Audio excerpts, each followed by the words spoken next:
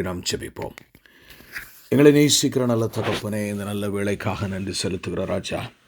மாறாத கன்மலை எங்களுக்காக ஆண்டவரே மனித வடிவிலே ஆண்டவரே ஒரு மனிதனாய் அவதரித்தீர் ஆண்டவரே. இது எங்களுக்காக நீர் செய்திருக்கிறீரப்பா. நன்றியோடு உம்மை துதிக்கிறோம் ஆண்டவரே.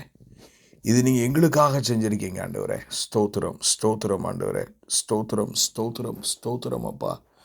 நன்றியோடு உம்மை துதிக்கிறோம் ஆண்டவரே. நன்றியோடு நன்றியோடு நன்றியோடு உம்மை துதிக்கிறோம் ஆண்டவரே. நன்றியோடு உம்மை துதிக்கிறோம் அப்பா. நீர் சர்வ வல்லமை உள்ள தேவன் ஆண்டவரே. சர்வ வல்லமை உள்ள தேவன் ஆண்டவரே. அப்பா உம்மை துதிக்கிறோம். பெரிய காரியங்களை செய்யுங்க ஆண்டவரே. ஆமென். இந்த கிறிஸ்மஸ் காலங்களிலே ஆண்டவரே வேதத்தில் கூறப்பட்ட முக்கியத்துவங்களை நான் அறிந்து கொள்ள எங்களுக்கு உதவி செய்யுங்க. மீட்பெரும் இரட்சகருமாகிய இயேசு கிறிஸ்துவின் மூலம் ஜெபம் கேளும் எங்கள் ஜீவனுள்ள நல்ல பிதாவே. ஆமேன் ஆமேன் ஆமேன் ஆமேன் ஆமேன். எனக்கு அருமையான தெய்வ ஜனமே, இன்றைக்கு நாம் கிறிஸ்துவனுடைய பிறப்பின் பண்டிகை சம்பந்தமான காரியத்தை நாம் சிந்திக்க போகிறோம். நம்முடைய செய்தியினுடைய தலைப்பு என்னென்னு சொன்னால், தி இம்பார்ட்டன்ஸ் அரவுண்ட் கிறிஸ்மஸ். தி இம்பார்ட்டன்ஸ் அரவுண்ட் கிறிஸ்மஸ். கிறிஸ்துவின் பிறப்பை ஒட்டியதான ஒரு முக்கியத்துவங்கள் அப்படிங்கிறத குறித்து நம்ம பார்க்க போகிறோம். It's a huge subject. நம்ம இன்றைக்கி கொடுக்கப்பட்ட கொஞ்சம் நேரத்திற்குள்ளே நாம் பார்ப்போம். ஒருவேளை தேவன் அனுமதித்தால் அதை தொடர்ந்து பார்க்கலாம். ஃபர்ஸ்ட் ஆஃப் ஆல், நான் அதை எவ்வளவு தூரத்துக்கு சுருக்கி உங்களுக்கு சொல்ல முடியுமோ அதை நான் சொல்ல நினைக்கிறேன். ஏன்னா இந்த கிறிஸ்மஸ் காலங்கள் இந்த கிறிஸ்மஸ் காலங்களில் நமக்கு தெரிஞ்சதெல்லாம் ஒன்று, புத்தாடை, அந்த காலையில் 4 மணிக்கு ஆராதனை, கிறிஸ்மஸ் தாத்தா, நல்ல சாப்பாடு. இந்த நாள் நமக்கு நல்லா தெரியும். ஏன்னா புத்தாடை, கிறிஸ்மஸ் தாத்தா, ஒரு சிலருக்கு வந்து கேரல் ரவுண்ட்ஸ், அப்புறம் அதிகாலை ஆராதனை, நல்ல சாப்பாடு. இந்த 5 காரியங்கள் நமக்கு தெரியும். இன்னும் 6வது முடிச்சல போனால் கிறிஸ்மஸ் ட்ரீ. ஏன்னா இந்த 6ம் தான் நமக்கு இன்றைக்கு தெரியும் இருக்கிறதா இருக்குது. அதனால் இந்த கிறிஸ்துவனுடைய பிறப்பின் மையத்தை நாம் சற்று ஆராய்ந்து பார்ப்போம். முதலாவது, த history around Christmas. I mean, first of all, I would like to tell you what the history around Christmas. அதாவது கிறிஸ்மஸை சுற்றி இருக்கிற சரித்திர பின்னணியம் என்ன என்று நான் முதலாவது பார்க்க போகிறோம். ரொம்ப கவனமாக கேளுங்க, நல்லா தெரிஞ்சுக்கங்க. இயேசு கிறிஸ்து டிசம்பர் 25 பிறக்கவில்லை. அது இப்போ ஒரு சிலருக்கு தெரியும், இப்போ எல்லாருக்குமே தெரிகிற காரியம். இந்த தேதியை கொண்டு வந்த ராஜையான கான்ஸ்டான்டினோபிள் அவர் தான் இந்த டிசம்பர் 25 கொண்டு வருகிறார். இதற்கு முன்பதாகவும் இந்த டிசம்பர் 25 ரோம பேரரசால் உலகமெங்கிலும், அதாவது அவருடைய ஆட்சிக்குட்பட்ட இடத்திலே ஒரு பெரிய ஒரு ஃபெஸ்டிவல் கொண்டாடப்பட்டு கொண்டிருந்தது. ஆமேன் ஆமேன். இது வந்து it's a festival of sun god. அப்போ நீங்கள் ஒருவேளை கேட்கலாம், அதுக்கும் அப்போ இயேசு கிறிஸ்து பிறப்புக்கு என்னங்க சம்பந்தம் அப்படிங்கிறத நம்ம ரொம்ப ஆழமாக இன்றைக்கி பார்க்க முடியாது. ஒரு அவுட்லைன் மட்டும்தான் நான் கொடுக்க போகிறேன். ஏன்னா மிச்ச காரியங்களை நாம் பார்க்க வேண்டும். அதாவது ஒன்று நம்ம நல்லாவே தெரிஞ்சுக்கணும், ஏதோ ஒரு காரணத்தினால் பரிசுத்த ஆவியானவர், நல்லா கவனிங்க பிரியமே, ஏதோ ஒரு காரணத்தினால் பரிசுத்த ஆவியானவர் இயேசு கிறிஸ்துவனுடைய பிறப்பின் தேதியை நமக்கு கொடுக்கவில்லை. எல்லாவற்றையும் விலாவாரியாக எழுதுகிற வேதாகமம். அல்லேலூயா. ஒரு காரணம் உண்டு அதற்கு, அது நமக்கு தெரியவில்லை. ஆனால் வேதாகமம் இயேசு கிறிஸ்துவனுடைய பிறப்பின் தேதி, ஈவன்தோ அது வந்து பார்த்தீங்கன்னா அந்த குடி உரிமை எல்லாமே, அந்த பர்த் ரைட் எல்லாம் ரிஜிஸ்டர் பண்ணப்பட்டிருக்கிறது. அதனால் நமக்கு அது எந்த மாதம் எல்லாம் ஒரு அப்ராக்சிமேட்டாக நமக்கு தெரியும். அது ஹிஸ்ட்ரியில் தான் தெரிந்து கொள்ள முடிகிறது, வேதத்தில் கூறப்படவில்லை. அல்லேலூயா அல்லேலூயா. ஆமென். அதுக்கு ஒரு காரணம் உண்டு. நான் அதற்கு ஒரு வசனத்தையும் உங்களுக்கு வாசிக்கிறேன். கலாத்தியர் 4 4-5 வசனங்களை உங்களுக்கு வாசிக்கிறேன். கலாத்தியர் 4 4-5 நாம் புத்திர சுவிகாரத்தை அடையும்படி, நல்ல கவனிய, நியாய பிரமாணத்திற்கு கீழ்ப்பட்டவர்களை மீட்டு கொள்ளத்தக்கதாக எதுக்காக இயேசு வந்தாராம்? நீங்கள் கடவுளுடைய பிள்ளையாக மாறுகிறதற்காக வந்தாராம். என நாம் புத்திர சுவிகாரத்தை அடையும்படி. ஹல்லேலூயா, ஆமென். எவ்வளவு பெரிய பாக்கியங்க! அந்த கிருபையின் சிங்காசனத்திற்கு முன்பதாக நாம் பிள்ளைகளாய் நிற்கிறோம். அடையும்படி பாருங்க, நியாயப்பிரமாணத்திற்கு கீழ்ப்பட்டவர்களை மீட்டு கொள்ளத்தக்கதாக. ஆமென். 5ஆம் வசனத்தை பாருங்க. காலம் நிறைவேறின போது, ஆண்டவர் தேதியை சொல்லலை பார்த்தீங்களா? ஹல்லேலூயா. காலம் நிறைவேறின பொழுது ஸ்திரீயினிடத்தில் பிறந்து வரும் நியாயப்பிரமாணத்திற்கு கீழானவருமாகிய நம்முடைய குமாரனை தேவன் அனுப்பினார். ஆவியானவர் மறைச்சிட்டாரா? தேதியை சொல்லலையா? ஆமென். காலம் நிறைவேறின பொழுது என்றுதான் வேதம் சொல்லுகிறது. ஹல்லேலூயா, ஆமென். இதற்கெல்லாம் காரணம் உண்டு. அதாவது மறைக்கப்பட்டவைகள் தேவனுடையவைகள். அதை போட்டு இன்டர்நெட்டில் தோண்டி எடுத்து இதில் என்ன இருக்குது, அதில் என்ன இருக்குது, இதில் என்ன பெரிய இந்த ஹெட் நாலேஜை வச்சு ஒரு பிரயோஜனம் நமக்கு இல்லை பிரியமானவர்களே. ஒருவேளை நீங்கள் ப்ரொஃபஸராக இருந்தால் வேணால் அதை செய்து பார்க்கலாமே தவிர மிச்சம் ஒன்றும் பெரிய அளவில் இல்லை. ஆவியானவர் மறைச்சிட்டாருன்னா நீங்கள் அதை ரொம்ப தோண்ட வேண்டிய அவசியம் இல்லை. ஏசு அன்னைக்கு பிறந்திருப்பாரோ, இன்னைக்கு பிறந்திருப்பார். ஆவியானவர் காலம் நிறைவேறின பொழுது தேவகுமாரன், ஹல்லேலூயா, நம்மை மீட்கும் பொருளாக பிறந்தார் என்று சொல்லப்பட்டிருக்கிறது. சரி, இது ஒரு பக்கம் காலம் நிறைவேறின பொழுது என்று தான் சொல்லப்பட்டிருந்தாலும், இந்த டிசம்பர் 25ஆம் தேதியின் நமக்கு கொண்டாடுகிறோம். இதனுடைய சரித்திர பின்னணியம் தான் என்ன? நீங்கள் பார்த்தீங்கன்னா, செமிராமிஸ் என நிம்ரோதின் மனைவி. ஆமென். இந்த செமிராமிஸ் கதைக்கும் டிசம்பர் 25ஆம் தேதிக்கும் சம்பந்தம் உண்டு.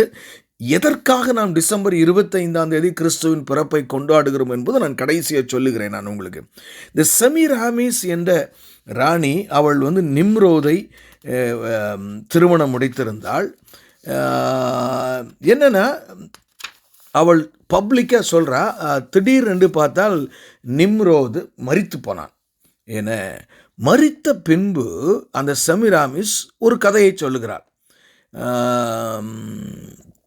நிம்ரோத் ஆச்சரிய விதமாக மீண்டும் உயிரோடு வந்து விட்டான். என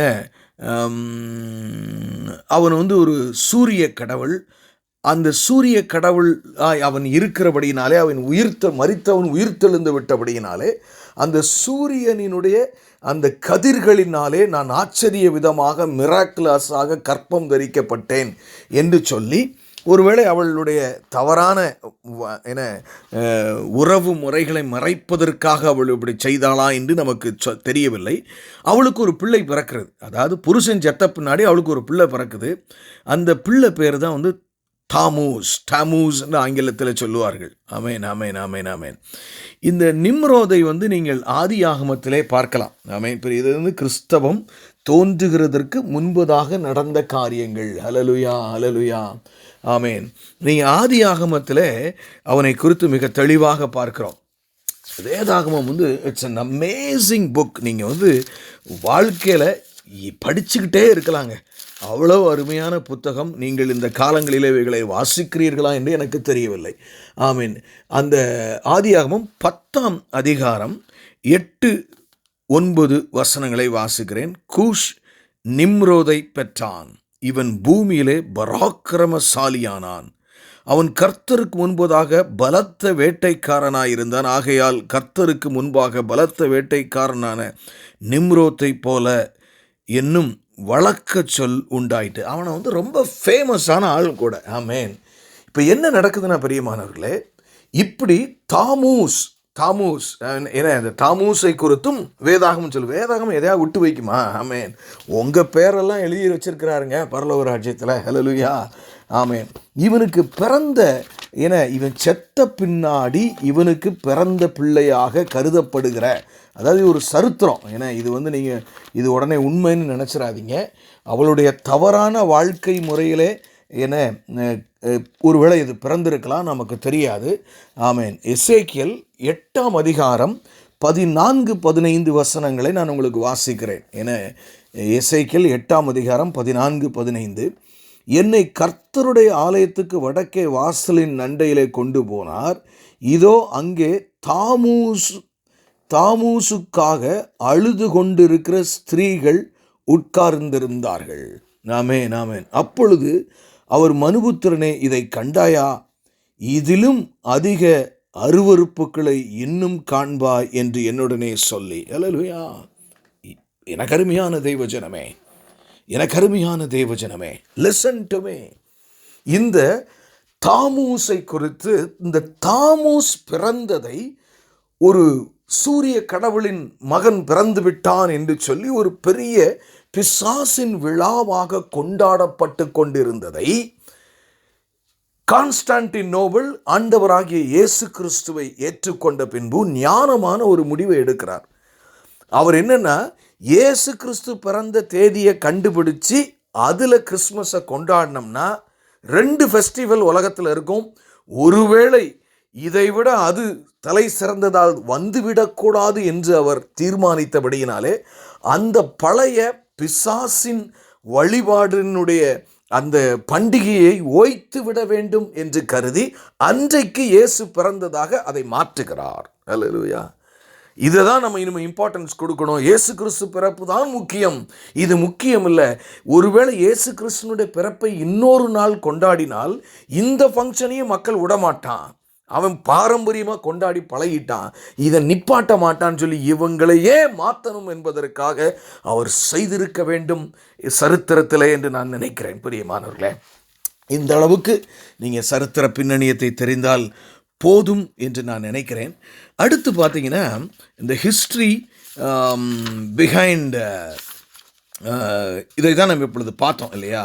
இந்த ஹிஸ்ட்ரி பிஹைண்ட் கிறிஸ்மஸ் பார்த்தோம். அடுத்து ஒரு முக்கியமான காரியத்தை நம்ம பார்க்க போகிறோம், the truth around Christmas. The history around கிறிஸ்மஸை பார்த்தோம். அடுத்து வந்து the truth around Christmas. Truth around Christmas என்ன? ஒரே வசனம் தான் நான் உங்களுக்கு சொல்லிக் கொடுக்க போகிறேன். இதெல்லாம் நீங்கள் வந்து மனப்பாடமாக தெரியும், உங்கள் கை பின்னால் எழுதியிருப்பீங்க, அந்தளவுக்கு தெரியும். அந்த வசனம் தெரிஞ்சாலே போதும். யோவான் 3:16. நல்லா கவனிங்க பிரியமானவர்களே. The truth around Christmas. கிறிஸ்மஸை சுற்றி இருக்கிற சத்தியம் என்ன? ஒன்றுதான். யோவான் 3:16. தேவன் தம்முடைய ஒரே பேரான குமாரனை விசுவாசிக்கிறவன் எவனோ அவன் கெட்டு போகாமல் நித்திய ஜீவனை அடையும்படிக்கு அவரை தந்தருளி இவ்வளவாய் உலகத்தில் அன்பு கூர்ந்தார். பிதாவாகிய தெய்வம் தான் மனித அவதாரமாய் குமாரன் வடிவிலே கீழே வருகிறார். அவன் குமாரனை அனுப்புகிறார். அல்லேலூயா. என் ஜனத்தை நான் நேசிக்கிறேன், அவர்கள் என்னோடு ஒப்புரவாக வேண்டும் என்பதற்காக தன் சொந்த குமாரனையே ஜீவ பலியாக, அதான் நம்ம மோட்சம் போகிறதற்காக. நம்ம ஏற்கனவே பார்த்தோம் இல்லையா? ரோமர் 5:10 நாம் தேவனுக்கு சத்துருக்களாய் இருக்கையில் என்று பார்த்தோம். அல்லேலூயா. ஆமென். அப்படி இந்த உலகத்திலும் உங்களிலும் என்னையும் தேவன் நேசித்தபடியினாலே இந்த மெய்யான குமாரன் தோன்றினார். அல்லேலூயா. ஆமென். ஹல்லேலூயா. எவ்வளவு பெரிய காரியம் பாருங்கள் பிரியமானவர்களே. மூன்றாவது ஒரு காரியத்தை நான் உங்களுக்கு கற்றுக் கொடுக்க போகிறேன். இது வந்து எப்படின்னு கேட்டிங்கன்னா, இது ரொம்ப முக்கியமான காரியம். The scripture around Christmas. அல்லேலூயா. முதல்ல த ஹிஸ்ட்ரி அரவுண்ட் கிறிஸ்மஸ் என்று பார்த்தோம். ரெண்டாவது த ட்ரூத் அரவுண்ட் கிறிஸ்மஸ்ன்னு பார்த்தோம். Now the scripture around Christmas. Hallelujah. This is very beautiful. எனக்கு அருமையானவர்களே, நீங்கள் நல்லா பார்த்தீங்கன்னா, ஆமென், நீங்கள் ஜீனியாலஜி ஆஃப் ஜீசஸ் கிரைஸ்டில் தான் நீங்கள் பார்க்கலாம். அது எல்லாம் பார்க்கலாம், மேத்யூலையும் பார்க்கலாம், லூக்காவில் பார்க்கலாம். ஆமென். இதில் நீங்கள் பார்த்தீங்கன்னா 2 ஜீனியாலஜி கொடுக்கப்பட்ட. ஜீனியாலஜினா வம்ச வரலாறு. இயேசு கிறிஸ்துனுடைய பிறப்பு ஆதியிலிருந்து அவருடைய பிறப்பு வரைக்கும் வம்ச வரலாறு சொல்லப்பட்டிருக்கிறது. அதில் வந்து பார்த்தீங்கன்னா மத்தேயிலே த ஜீனியாலஜி ஆஃப் ஜோசப், அதாவது யோசேப்பு, அதாவது உண்மையான தகப்பன் அவர் கிடையாது, இருந்தாலும் ஏன்னா மேரி அம்மா வந்து ஒரு கன்னிகை கற்பம் தரிக்கப்பட்டால், இருந்தாலும் அவருடைய தகப்பன் என்று எடுத்துக்கொண்டால் தவறில்லை. அந்த அளவிலே பார்க்கும் பொழுது மத்தேயு யோசேப்பினுடைய ஜீனியாலஜியை கொடுக்கிறார். என்ன? லூக்காவுடைய ஜீனியாலஜினா வம்ச வரலாறு. இவனை பெற்றான், இவனை பெற்றான். லூக்கா வந்து மேரியினுடைய வம்ச வரலாறை கொடுக்கிறார்கள். ஆமென். இதில் ரொம்ப பெரிய பியூட்டி என்னென்னா, நீங்கள் அந்த வம்ச வரலாறு அப்படியே படிச்சுக்கிட்டே வந்தீங்கன்னா, அன்னைக்கு உண்மையிலேயே ரோமர் ஆட்சி இல்லாமல் எருசலேமிலே தாவீதின் வம்சம்தான் ஆட்சி செய்து கொண்டு வந்திருக்குமானால், அன்னைக்கு தேதி யோசேப்பு கார்பெண்டராக இருக்கக்கூடாது, ராஜாவாகத்தான் இருக்க வேண்டும். அதே மாதிரி பார்த்தீங்கன்னா மேரி ராணியாகத்தான் இருக்க வேண்டும். இயேசு கிறிஸ்து ஒரு ராஜாவின் பிள்ளையாகத்தான் பிறக்கிறார். இதில் எந்த மாற்றமும் இல்லை பிரியமானவர்களே.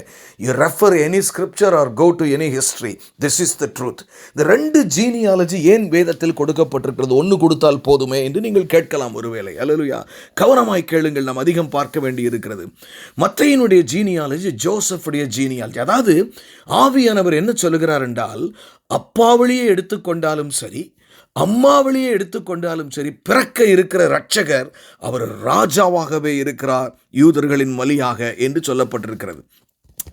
இதில் பார்த்தீங்கன்னா இதில் ஒரு பெரிய காரியத்தை நாம் பார்க்க முடியும். ஹல்லேலூயா, ஹல்லேலூயா. இந்த லூக்ஸ் ஜீனியாலஜியில் பார்த்தீங்கன்னா ஒரு ஆச்சரியம் அங்கே இருக்கிறது. ஆமேன், ஆமேன். நம்ம அதை மிக தெளிவாக நம்ம பார்க்கலாம். நம்ம பார்க்கும்போது அதை ரொம்ப தெளிவாக பார்க்க முடியும். அதில் என்னன்னு கேட்டிங்கன்னா, அந்த லூக்காவினுடைய ஜீனியாலஜியை நம்ம பார்க்கும்போது, வம்ச வரலாறை பார்க்கும்போது, இயேசு அப்படியே கரெக்டாக வந்துக்கிட்டு இருக்கோம். சாலமோன் கிட்ட வரும்போது பார்த்தோன்னா நாத்தானுக்கு மாறிடும் அது. அல்லேலூயா, அல்லேலூயா. அதுக்கு ஒரு காரணம் இருக்கிறது. ஆமேன். கொனனியா அப்படின்னு சொல்லி அதை நமக்கு பார்க்க முடிகிறது. அவனுக்கு ஒரு சாபம், அல்லேலூயா, இருக்கிற அந்த சாபம் பாருங்க. அந்த சாபம் இருக்கிறனால ஆவியானவர் அந்த ஜீனியாலஜி எழுதும்போது அப்படியே சாலமோனை பைபாஸ் பண்ணிடுறார். ஆமேன், ஆமேன். சாலமோனுடைய வம்ச வழியாக அது எழுதப்பட்டிருக்கிறது. இதுக்கு ஆதாரமாக நான் வாசிக்கிற வசனம் எரேமியா தீர்க்கதரிசியின் புத்தகம். சாபத்தை நான் வாசிக்கிறேன். எரேமியா தீர்க்கதரிசியின் புஸ்தகம் 22ஆம் அதிகாரம் 30வது வசனம். நல்ல கவனிங்க.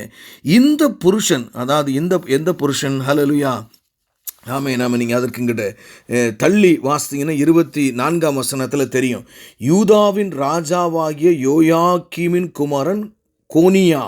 என கோனியா, ஆமாம் ஆமாம், ஜக்கனியா, கோனியா என்று சொல்லுவார்கள். இந்த கோனியாவினுடைய சாபம் அது எப்படி இருக்குன்னு பாருங்கள். 30ஆம் வசனத்தை மட்டும் வாசிக்கிறேன், எனக்கு நேரம் இல்லை.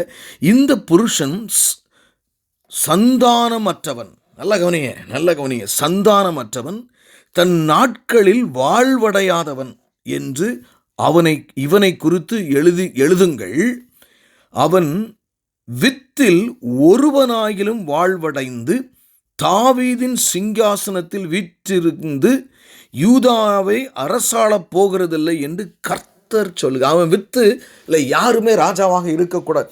இந்த சாபத்து நிமித்தம்தான் சாலமோன்கிட்ட வரும்போது, இது நம்ம டீட்டெயிலாக பார்க்கணும். இதுக்கே நம்ம ஒரு 3 வருஷம் பார்க்கணும்.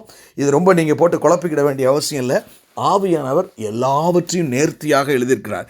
இங்கிட்டு எரேமியாவில் இருக்கிற சாபம் நீங்கள் பார்த்தீங்கன்னா லூக்கால ரிஃப்ளெக்ட் ஆகுது. ஹல்லேலூயா, ஆச்சரியம் பிரியமானவர்களே, நீங்கள் நம்ப மாட்டீங்க. சரி, அதெல்லாம் போகட்டும். இன்னும் சில முக்கியமான வசனங்களை மட்டும் நாம் வேகமாக பார்ப்போம். இயேசு கிறிஸ்துனுடைய பிறப்பு. இப்போ நம்ம என்ன பார்த்துக்கிட்டு இருக்கோம்? The scripture around Christmas. ஹல்லேலூயா.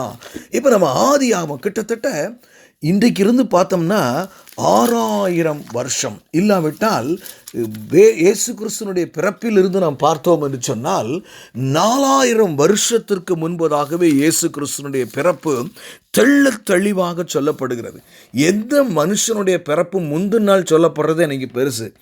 இயேசு கிறிஸ்து பிறக்கிறதற்கு முன்பாக 4000 வருஷத்திற்கு முன்பதாகவே தெள்ளத் தெளிவாக இருக்குது. பாருங்கள், ஆதியாகமம் 3ஆம் அதிகாரம் 15ஆம் வசனம். கவனமாய் கேளுங்கள் பிரியமானவர்களே, இதுதான் கிறிஸ்மஸ் செய்தி. ஆமேன். உனக்கும் ஸ்திரீயுக்கும் உன் வித்துக்கும் அவள் வித்துக்கும் பகையை உண்டாக்கும். பெண்ணினுடைய வித்து தான். ஹல்லேலூயா, ஆமேன். தெளிவாக தெரிஞ்சுக்கங்க. ஆணின் வித்தை குறித்தங்க பேசவே இல்லை. உன் வித்துக்கும் அவள் வித்துக்கும் பகையை உண்டாக்குவேன்.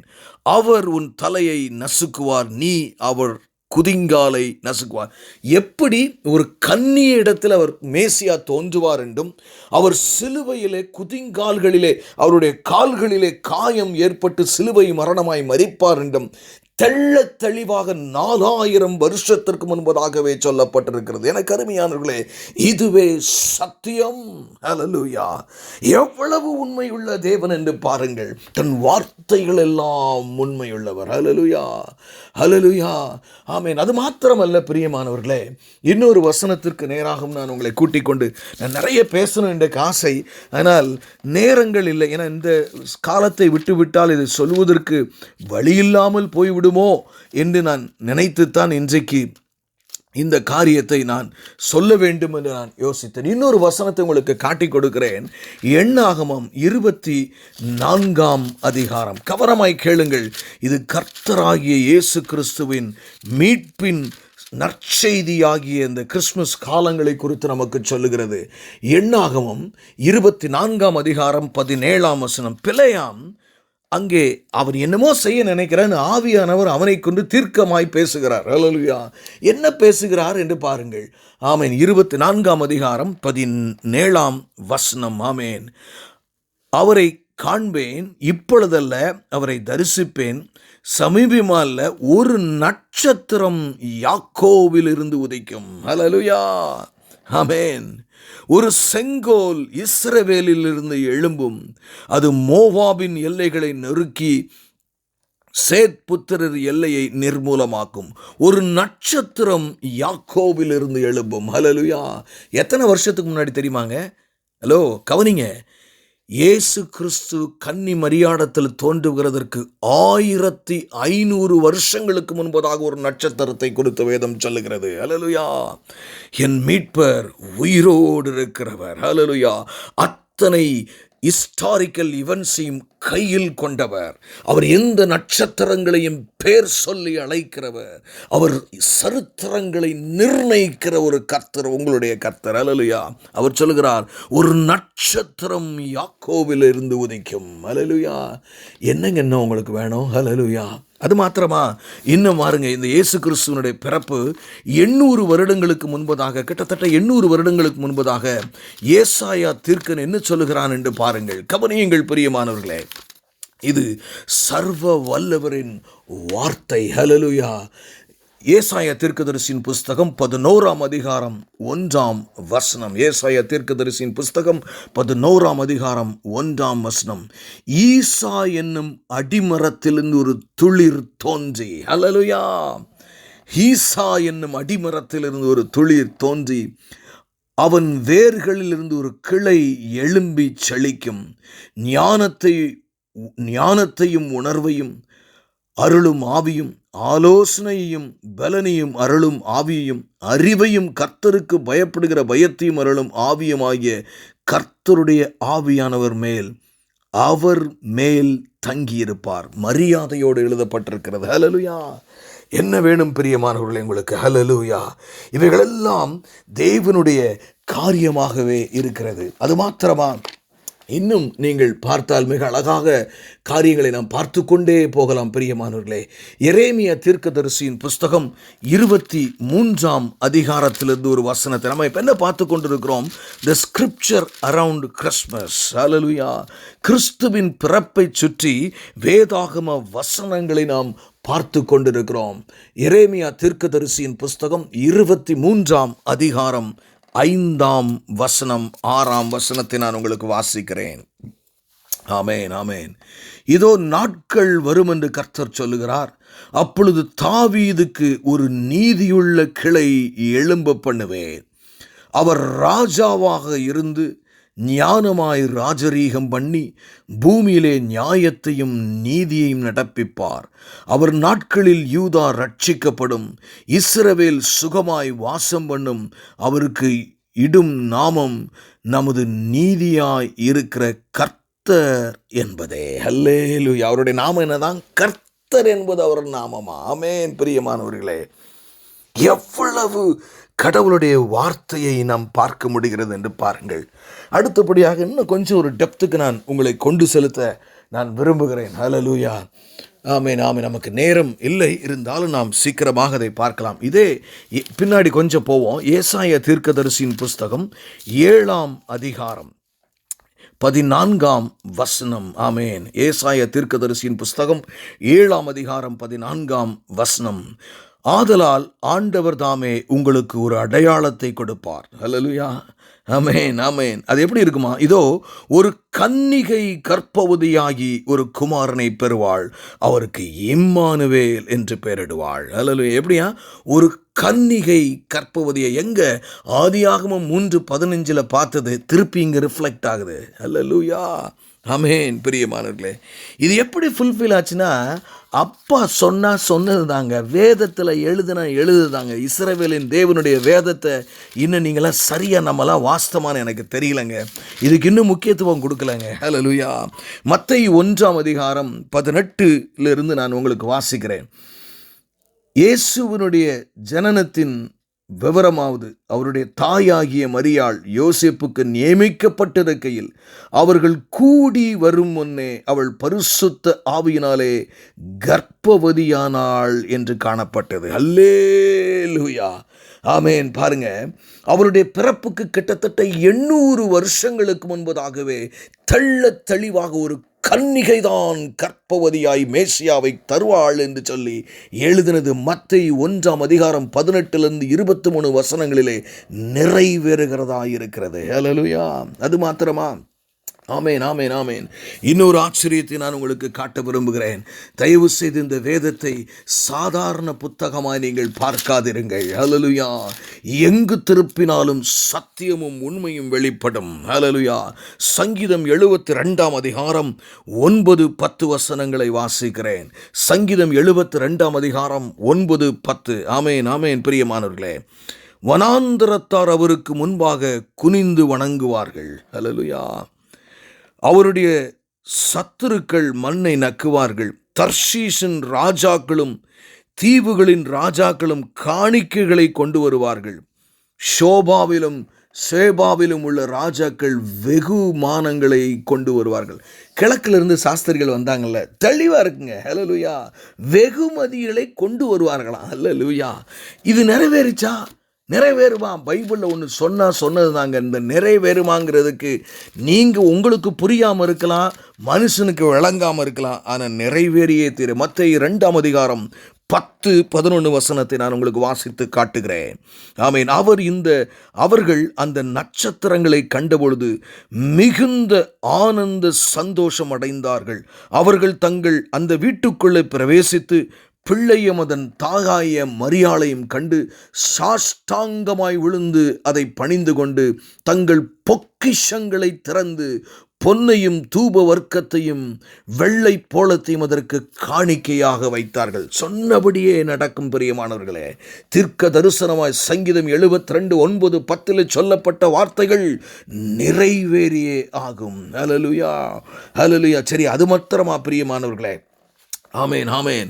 இயேசு கிறிஸ்துனுடைய பிறப்புக்கு முன்பதாக சிறு குழந்தைகள் 2 வயதிற்கு கீழ்ப்பட்டவர்கள் அநேகர் மரித்து போவார்கள் என்பதை குறித்து வேதாகமும் ஆமென் அதுவும் கிட்டத்தட்ட 750 வருஷங்களுக்கு முன்பதாகவே இது சொல்லுகிறது. என்ன சொல்லுகிறது என்று பார்ப்போம். எரேமியா தீர்க்கதரிசியின் புஸ்தகம் 31:15. ஹல்லேலூயா. ஆமென், ஆமென். ராமாவிலே புலம்பல் கசப்பான அழுகையுமாகிய கூக்குரல் கேட்கப்பட்டது. ராமாவில் தன் பிள்ளைகளுக்காக அழுது தன் பிள்ளைகள் இல்லாதபடியால் அவர்களின் நிமித்தம் ஆறுதல் அடையாதிருந்தார்கள் என்று கர்த்தர் சொல்லுகிறார்.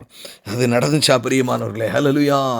தேவன் எவைகளெல்லாம் நடக்கும் என்று அவருக்கு முன்பு தெரியுமோ அவைகளை முன் அறிவிக்கிறவராயிருக்கிறார். நிறைய நேரங்களில் நம்ம நினைக்கிறோம், ஆண்டவருக்கு எல்லாமே தெரியும், ஆரம்பமும் தெரியும், முடிவும் தெரியும், உங்களுடைய வாழ்க்கையின் ஆரம்பமும் தெரியும், உங்களுடைய வாழ்க்கையின் முடிவும் தெரியும். மத்தேயு 2:16, 17, 18 நான் வாசிக்கிறேன். மத்தேயு 2:16. அப்பொழுது ஏரோது தான் சாஸ்திரிகளால் வஞ்சிக்கப்பட்டதைக் கண்டு மிகுந்த கோபமடைந்து ஆட்களை அனுப்பி தான் சாஸ்திரிகளிடத்தில் திட்டமாய் விசாரித்து காலத்தின்படியே பெத்லகேமில் அதன் சகல எல்லைகளிலும் இருந்த 2 வயதுக்குட்பட்ட எல்லா ஆண் பிள்ளைகளையும் கொலை செய்தான். புலம்பலும் அழுகையும் மிகுந்த துக்கம் கொண்டாடுதலும் ஆகிய கூக்குரல் ராமாவிலே கேட்கப்பட்டது. ராகேல் தன் பிள்ளைகளுக்காக அழுது அவைகள் இல்லாதபடியினால் ஆறுதல் அடையாதிருக்கிறாள் என்றான். அல்லேலூயா. சொன்னபடியே நடக்கும் பிரியமானவர்களே. ஆமென். கேவலம் இன்னைக்கு நான் ஒரு சின்ன வாட்ஸ்அப்பில் ஒரு காரியத்தை பார்த்தேன். 2000 அது ஒரு சின்ன கார்ட்டூன் மாதிரி இருக்குது. ஏன்னா அது நீங்களாம் எல்லாரும் பார்த்துருப்பீங்கன்னு நினைக்கிறேன். எனக்கும் வந்துச்சு. ஏன்னா ஒரு எலி ஒரு வாயை போய் பொத்துது. அதாவது வருகிற 2023 வருஷத்திலே ஐயா சாமி உன் வாயை பொத்து, நீ ஒரு தீர்க்க தரிசனம் சொல்ல வேண்டாம், நடக்கிறது 2023 எதுனாலும் நடக்கட்டும் என்று அவலமாய் பேசுகிற அளவிற்கு இன்றைக்கு கேவலப்படுத்துகிறதை நாம் பார்க்கிறோம். வேதம் அப்படி அல்ல பிரியமானவர்களே. இது எந்த ஆவிகளோ நான் அறியேன். இஸ்ரவேலின் தேவன் வேதத்தில் சொன்னால் சொன்னதே. ஹல்லேலூயா. மகிமை அடைவோம் என்று நம்பிக்கையோட காத்திருக்கிறோம் பிரியமானவர்களே. சொன்ன மாதிரியே எப்படி ராமாவிலே நடக்கும் என்று சொல்லி ஆமேன் ஆமேன் ஆமேன் எரேமியா தீர்க்க தரிசனம் உரைத்தானோ அப்படியே நடந்தேறிற்று. ஹல்லேலூயா ஹல்லேலூயா. எனக்கு அருமையான தேவ ஜனமே, இன்னும் நீங்கள் வேதத்திற்கு பயப்படாதிருக்கிறீர்களோ? ஹல்லேலூயா. இன்னும் நாம் வேதத்திற்கு பயப்படாதிருக்கிறோமோ? நம்முடைய வாழ்க்கையின் எல்லையை சற்று சீர்தூக்கி பாருங்கள். அந்த கிறிஸ்மஸ் காலங்களிலே நாம் எப்படிப்பட்டவர்களாக இருக்கிறோம்? நல்லா யோசிங்க. நாம் எப்படிப்பட்டவர்களாக இருக்கிறோம்? எனக்கு அருமையான இன்னொரு வசனத்தை கூட உங்களுக்கு நான் காட்டினோம். 2 வசனத்தை நம்ம சீக்கிரம் முடிச்சிருவோம். ஆமேன் ஆமேன். ஒரு ஓசியா தீர்க்கதரிசியின் புஸ்தகம் 11ஆம் அதிகாரம் 1ஆம் வசனம். ஆமேன் ஆமேன் ஆமேன் ஆமேன் ஆமேன். என்ன அழகாக இருக்கும் பாருங்களேன். இஸ்ரவேலின் இளைஞனாய் இருந்தபோது நான் அவனை நேசித்தேன், எகிப்திலிருந்து என்னுடைய குமாரனை வரவழைத்தேன். அல்லேலூயா. எங்கிருந்து வரவழைத்தேன்? எகிப்திலிருந்து என் குமாரனை வரவழைத்தேன். ஆமேன். சொன்னபடியே பிரியமானவர்களே. எனக்கு நேரம் இல்லை. அல்லேலூயா. இயேசு கிறிஸ்து இந்த அருமையான அந்த கிழக்கிலிருந்து வந்த சாஸ்திரிகள் நிறைய வெகுமதிகளை கொண்டு வந்தாங்க. இந்த வெகுமதிகள் எதற்காக கொடுக்கப்பட்டது தெரியுமா? அன்றைக்கு ராத்திரியிலே இந்த காரியம் கொலை நடக்கிறதற்கு முன்பதாக யோசேப்புக்கு தேவன் தரிசனமை, உன் பிள்ளை எடுத்துட்டு எகிப்துக்கு போங்கிறாரு.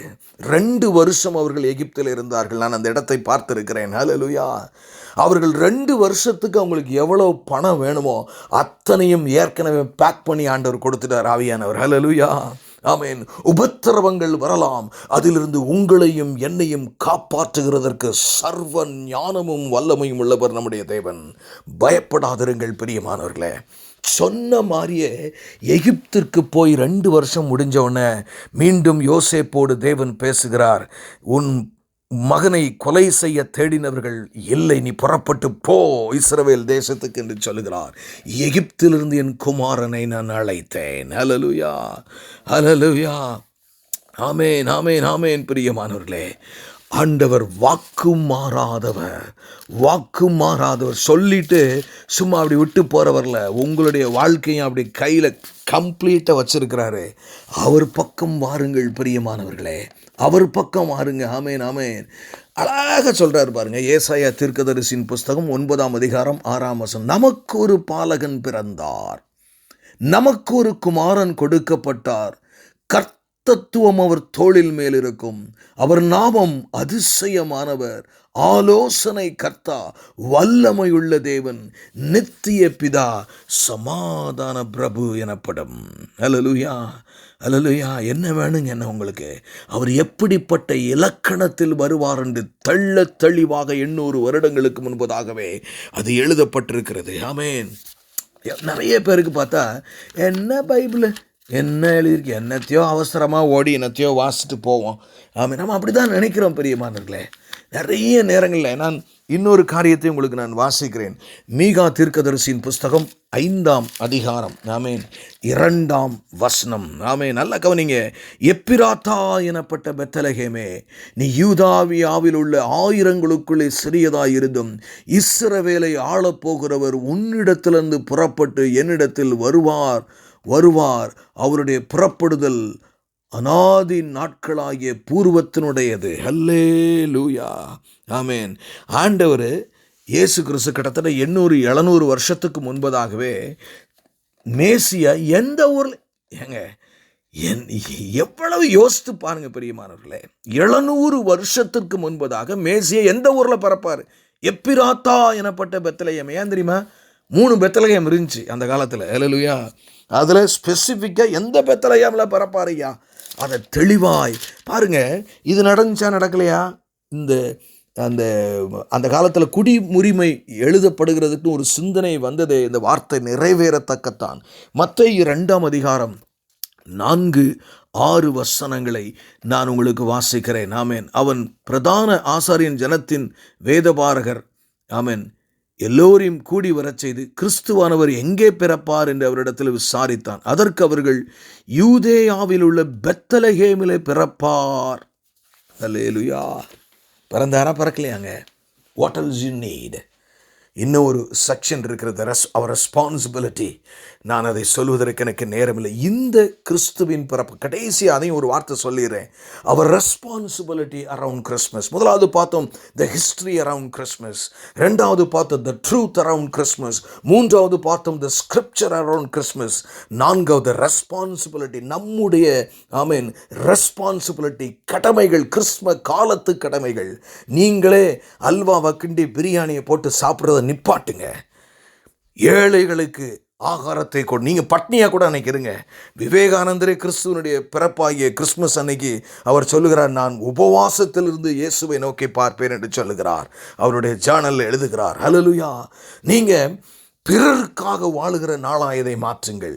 உங்களுடைய நண்பர்கள், இயேசுவை அறியாத நண்பர்களை வரவழைத்து, இல்லாவிட்டு அவங்களுக்கு பிரியாணியை செஞ்சு அதோடு ஒரு பைபிளை சேர்த்து கொடுங்கள். ஏழைகளுக்கு உதவி செய்யுங்கள். இயேசுவின் அன்பையும் சுவிசேஷத்தையும் தேவனுடைய வல்லமையினாலே உலகத்துக்கு காண்பிக்கிற காலமாய் இதை காட்டுங்கள். உங்கள் கொண்டாட்டம் கிறிஸ்மஸ் தாத்தா எந்த தாத்தாவா இருந்து நமக்கு என்ன பிரயோஜனம்? அவன் செயின்ட் நிக்கலஸ் அவர் எதைத்தான் செய்தார்? தனக்கு சொத்தையெல்லாம் விற்று ஏழைகளுக்கு கொண்டு போய் கொடுக்கத்தான் அதை ஆரம்பித்தார். ஆனால் பிசாசு அதையும் விடலை. தாத்தா வடிவில் வேறு என்னமோ செய்து கொண்டிருக்கிறான். இன்னைக்கு பாருங்க, நம்ம ஃபங்க்ஷனில் தாத்தா இல்லாமல் இருக்க முடியாது. என்னமோ ஒரு மதமாய் மாற்றி கொண்டிருக்கிறோமோ. எனக்கு அருமையான ஃபங்க்ஷன், பிள்ளைகள் நடனமாடுகிறதை தான் இன்றைக்கு பார்க்க ஓடுகிறோமோ. இந்த காலத்தின் செய்தி மிக அவசியமான ஒன்று, அவசரமான செய்தி. மேசியா தோன்றிவிட்டார். அவர் மீண்டும் நியாயாதிபதியாய் சொன்னபடி வரப்போகிறார். ஏற்கனவே பாருங்க, சொன்னதெல்லாம் நடந்திருக்கு. இனிமே அவர் வரப்போகிறது நடக்குமா நடக்காதாங்க? உங்களை தாங்க கேட்குறேன். இந்த வார்த்தையை கேட்டிருக்கு உங்களை தான். உங்கள் வாழ்க்கையை நீங்கள் முதல்ல மாற்றிட்டீங்களா? உங்கள் முக்கியத்துவம் எப்படி இருக்குது? சிந்தியுங்கள் பிரியமானவர்களை. ஜெபிப்போம். எங்களை நேசிக்கிற நல்ல தகப்பனே, இந்த நல்ல வேளைக்காக நன்றி செலுத்துகிறோம் ராஜா. எங்களுக்கு நேரம் இல்லை அப்பா. ஆனாலும் இந்த கிறிஸ்மஸ் காலங்களிலே ஆண்டவரே இந்த செய்தியை நீர் எங்களுக்கு கொடுத்திருக்கிறீர் அப்பா. இந்த பிறப்பின் நற்செய்தியை எடுத்து செல்ல வேண்டிய பொறுப்பு எங்களுக்கு இருக்கிறது ஆண்டவரே. இதை நாங்கள் துரிதமாய் செய்ய நீர் எங்களுக்கு உதவி செய்யும். இந்த வார்த்தையை நீர் ஆசீர்வதியும் அப்பா. பெரிய காரியங்களை செய்யும். மீட்பெரும் இரட்சகருமாகிய இயேசு கிறிஸ்துவின் மூலம் ஜெபம் கேளும் எங்கள் ஜீவனுள்ள நல்ல பிதாவே. ஆமென்.